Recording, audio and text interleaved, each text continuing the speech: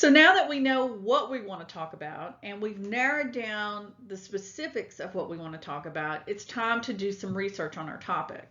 There are many reasons to do research on their topic. First of all, it helps you organize your ideas. It also helps you to find evidence. It also helps you find stories and examples for your introductions and conclusions. It also will help you come across visual aids that will help your audience. And then additionally, it will increase your confidence because you'll feel prepared and knowledgeable when giving your speech.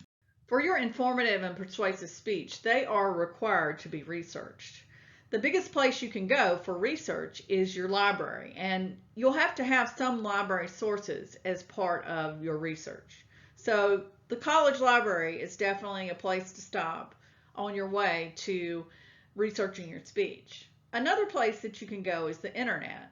With the internet, we have to be a little more careful because different sites have biases behind them. So often sites that support a certain way or cause, and even our news sites have certain levels of bias behind them. So when we're using internet sites, we have to be careful and pay attention to who's sponsoring them and what agenda they're driving.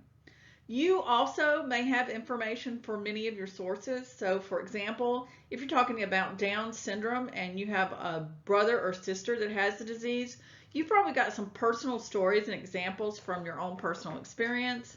And then you also can conduct research by doing an interview with others.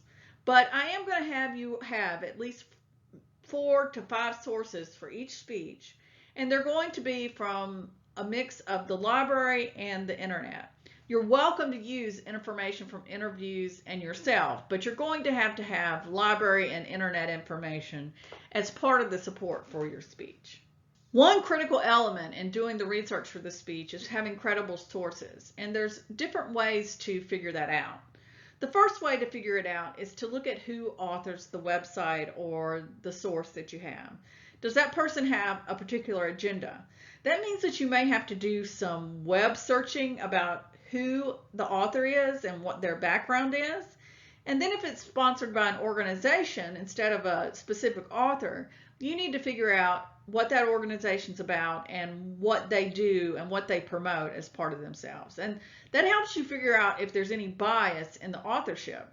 And it's not that sometimes you can't use that information, it's just that you need to represent to your audience if there is some particular bias in the source that you have. You also want to make sure that the source of your information is timely. And timely is a relative term. So for example, if we're talking about Abraham Lincoln, you can have information that's 20 to 30 years back because there's not a huge amount of change in the information that we're finding out about Abraham Lincoln. However, if you're talking about COVID-19, it seems like that topic is changing daily. So talking about the number of cases of COVID-19 30 days ago is now out of date. So you would have to have pretty much the most recent numbers in that COVID-19 discussion. And then you want to make sure your sources are accurate. So if you find information that you can't find anywhere else, then you've got a problem. And you also want to avoid blogs and Twitter and places like that where people can pretty much just say anything they want.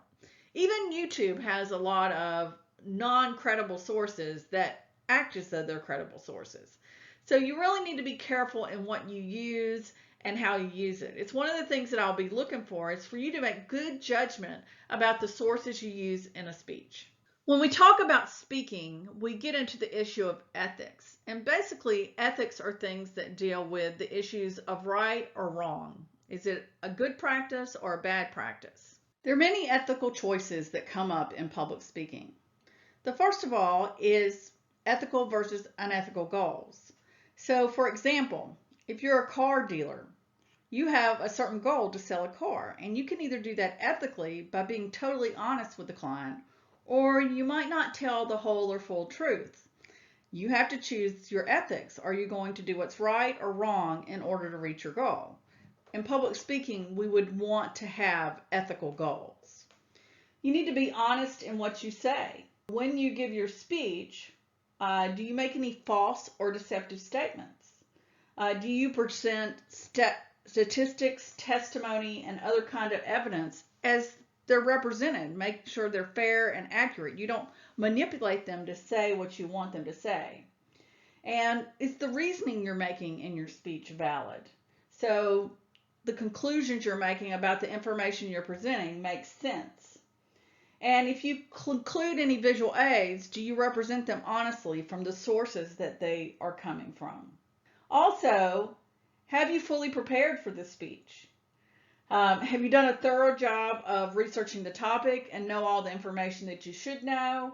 And have you worked to avoid being erroneous in your presentation or misleading of your presentation?